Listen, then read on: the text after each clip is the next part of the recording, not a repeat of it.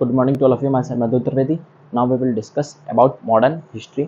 तो हम modern history के बारे में यहाँ पे डिस्कशन करेंगे। हाँ, तो हम इसमें देखेंगे पार्ट 2 रहने वाला है किसका, डच इस्टेब्लिशमेंट इन इंडिया इस टॉपिक का, और पार्ट 26 है किसका, मॉडर्न हिस्ट्री का। तो हम देखते हैं यहाँ पे क्या डिस्कशन करेंगे, देखते हैं।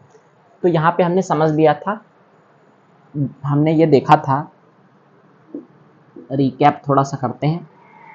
तो रिकैप में क्या है, तो हम देखते हैं, हमने यहाँ पे डिस्कशन ये कर लिया था अबाउट, पहला क्या था, हाँ, तो अगर हम देखें डच की जो इस्टेब्लिशमेंट थी, तो यहाँ पे तो डच बंगाल और डच बंगाल की चर्चा करी गई है, लेकिन हमने क्या पहले, इसके पहले क्या पढ़ा था पार्ट फर्स्ट में, तो हम देखते हैं, थोड़ा सा रिकैप करते हैं। तो डच कोरोमंडल के बारे में हमने पढ़ लिया था, डच कोरोमंडल के बारे में क्या हमने किया था, पढ़ लिया था। फिर उसके बाद हमने डिस्कशन किया था अबाउट द डच सूरत, जो सूरत साइड का एरिया, उसे हम कहते हैं क्या, डच सूरत। तो इसे हम क्या कहते हैं, सूरत साइड के एरिया को हम डच सूरत कहते हैं। फिर डच कोरोमंडल के बारे में भी हमने ऑलमोस्ट क्या किया था, पढ़ा था।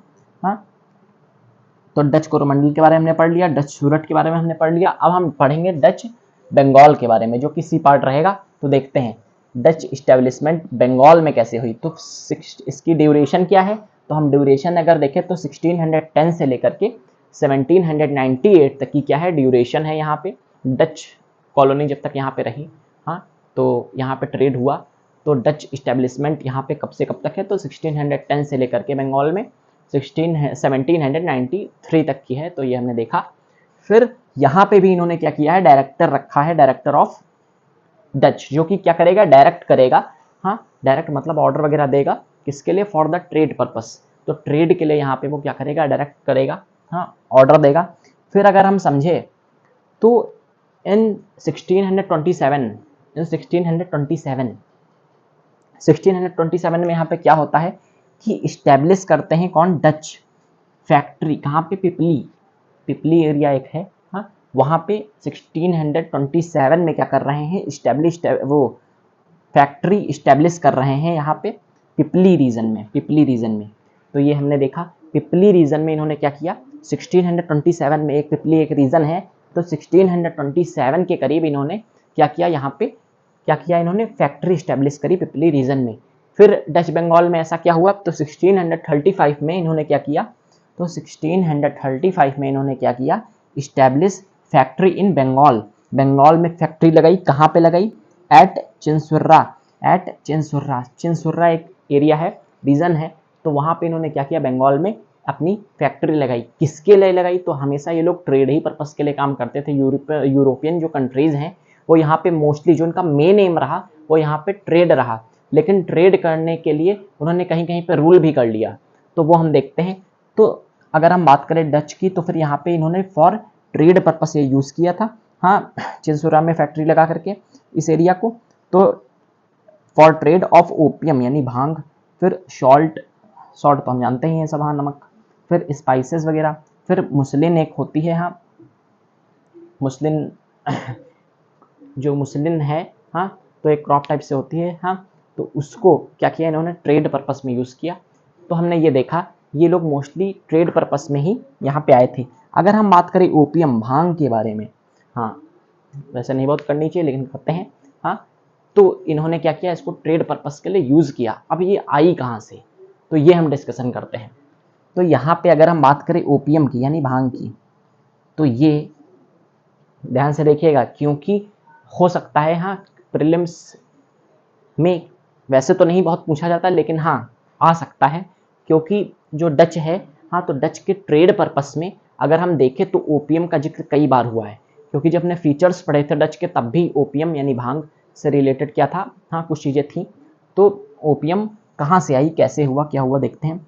तो अगर हम बात करें यहाँ पे चाइना की भांग, और यहाँ पे टी यानी जिसको हम चाय पत्ती कहते हैं, हाँ, तो टी किससे संबंधित है, हाँ, तो ये दोनों किससे संबंधित हैं, हाँ।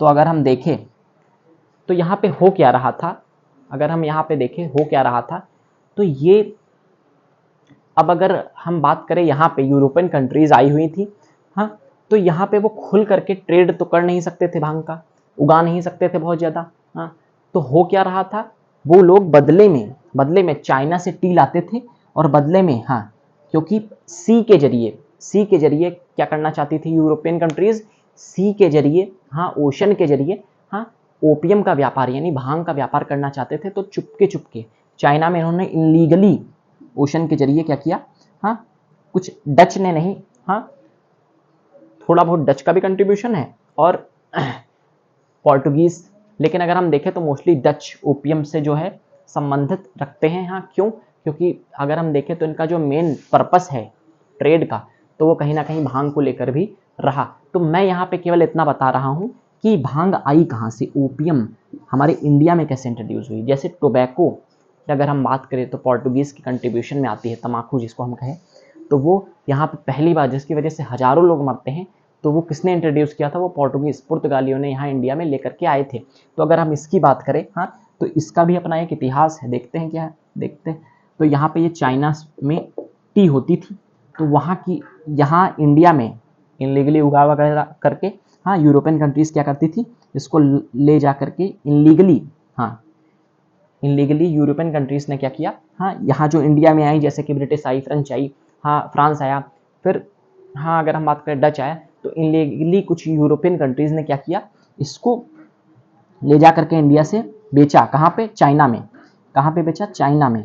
तो चाइना में बेचा, लेकिन बदले में यहाँ पे इंडिया में क्या लाया, तो बदले में इंडिया में यहाँ पे टी इंट्रोड्यूस कर दी, चाय पत्ती जिसको हम कहते हैं। तो यहाँ पे बदले में जो है इंडिया में क्या आ गई, टी आ गई। हाँ, बहुत पहले चाय पत्ती आ गई, आज से 200-300 साल पहले यहाँ पे इंट्रोड्यूस हो गई। लगभग 200-250 साल पहले इंडिया में क्या हुई, टी, चाय पत्ती आ गई।